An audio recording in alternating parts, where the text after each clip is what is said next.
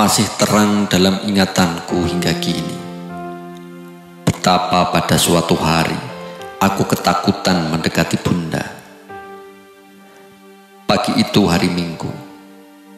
Anak-anak angkat orang tuaku yang sebetulnya bukan anak angkat benar, hanya anak-anak yang diserahkan kepada orang tuaku, pergi melancong ke tempat pelancongan para pemuda kota kecil kami, Blora. Rumah kami sunyi saja, yang tinggal hanya bunda, adikku kecil dan babu.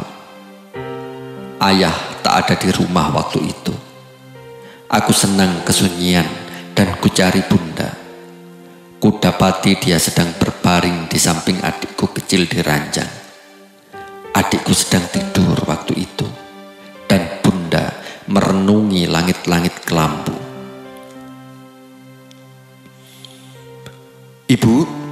Ibu, aku berseru.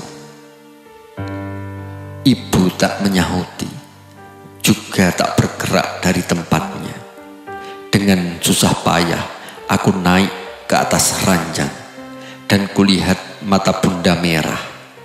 Sebentar dihapusnya dengan selimut adikku kecil. Aku terdiam, lama. Terdiam oleh ketakutan. Mengapa menangis, Bu? Aku bertanya. Baru bunda memandang aku, diraihnya aku dan ditidurkan di sampingnya.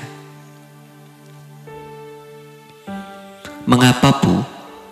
Aku bertanya lagi. Tidak apa-apa, anakku. Waktu itu juga aku ingat suatu kali yang indah, perjalanan dengan kereta api ke Rembang, melihat laut yang tak kunjung diam, selalu berdeburan dengan ombaknya yang memburu-buru ke pantai itu. Bertanya lagi aku, kapan kita pergi naik kereta api lagi, Bu? Ke Rembang dan lihat laut yang biru itu. Ayah dan ibu bunda bertempat tinggal di Rembang. Mendengar perkataan Rembang itu, bunda jadi tersedan-sedan. Aku tak tahu mengapa. Bertanya, mengapa ibu menangis? Ia bangun dan diciumnya aku berulang-ulang. Ada terasa olehku air matanya mendingini pipiku. Kemudian bunda berkata pelan-pelan,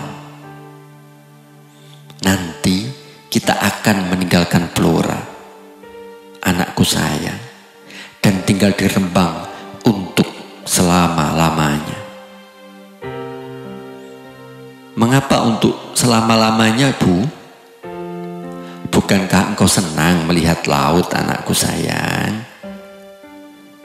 Senang sekali, Bu.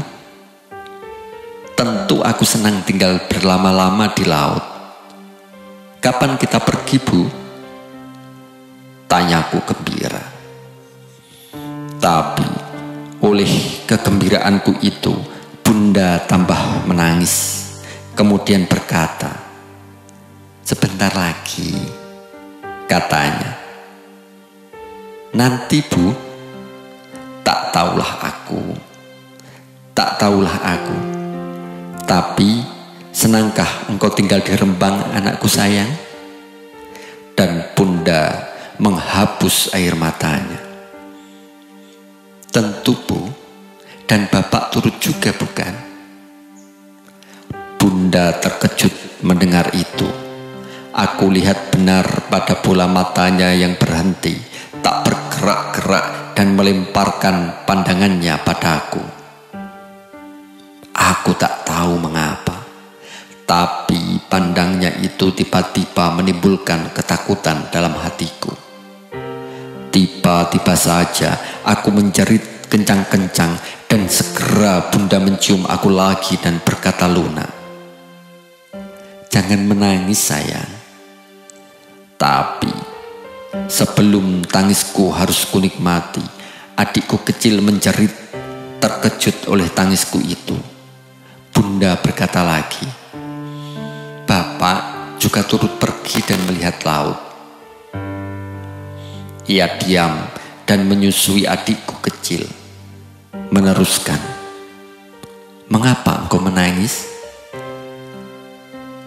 "Aku tak mau pergi ke Rembang. Aku senang di sini dengan ibu dan bapak." "Mana bapak, Bu?" "Bapak pergi bekerja."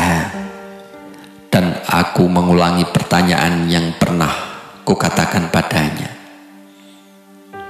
"Mengapa bapak tak suka tinggal di rumah dan bermain-main denganku, Bu?" "Bapak banyak pekerjaannya." "Bekerja terus sajakah bapak, Bu?" "Iya," katanya. Dan dalam menyebut perkataan itu, ada terasa sesuatu dalam hatiku. Tapi aku tak tahu benar apa sesuatu itu. Aku berhenti menangis sama sekali. Bertanya lagi, "Mengapa ibu tadi menangis?" Ibu tak menjawab, hanya bertanya dengan suara menyerah, "Engkau sudah makan?" "Sudah. Nanti kalau bapak makan, aku turut makan lagi. Aku senang makan bersama-sama ibu dan bapak. Tapi alangkah lamanya dan bapak belum datang-datang juga. Nanti malam barangkali bapak datang." "Datang, Bu?" Barangkali saja datang." "Bapak tadi malam ada di rumah, Bu?" tanyaku lagi. "Iya, bapak tadi malam ada di rumah. Tapi engkau sudah tidur. Engkau tidak tahu. Tapi bapak datang di ranjangmu dan mencium engkau 4 kali. Aku tertawa senang. "Ibu mengaji juga semalam, Bu?" Dan dalam bertanya itu, antara ingat dan tiada, aku mendengar ibu mengaji semalaman. "Tidak, ibu semalam merinda dan engkau sudah tidur. Bapak membaca buku dan anak-anak lainnya sudah tidur. Tidurlah engkau sekarang. Kalau bapak datang, bangunkan aku ya, Bu, ya?" Kemudian aku berdiam-diam saja dan tak bertanya-tanya lagi. Aku lihat Bunda habis menyusui. Kemudian ia terlentang diam-diam saja merenungi sotoh kelambu. Tapi aku tak berkata apa-apa.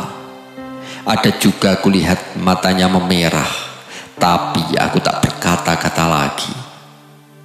Kemudian aku pun tertidurlah.